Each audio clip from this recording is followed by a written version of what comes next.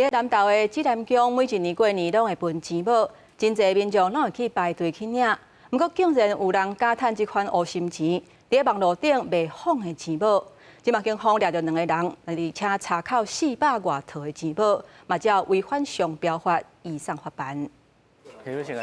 警方摕搜查票伫嫌犯店的所在搜查，当场甲伪造的钱物套币拢查扣，卖晚年啊，嫌犯用假造的成人钱物骗人。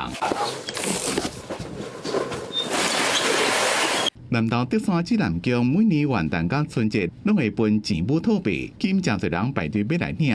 今年每年的上水钱物，互人伪造放伫网络顶卖。警方专案小组接到报案，搜证比对了发现，真正钱物是镀金镀银，做工正幼，字正清楚。因若假摕来看，品质较歹。向台中地方法院申请搜索票获准，于2月11日在台中市查获戴姓53年次、陈姓77年次2名犯嫌，并查扣伪造马年套币434组等证物。南投县刑台11伫咧台中市搜查逮捕62岁姓地加38岁姓陈的嫌犯，查到434组假造指南宫每年钱物套币，以违反商标法等罪嫌移送法办。庙方认为嫌犯侵权，会有法律行动。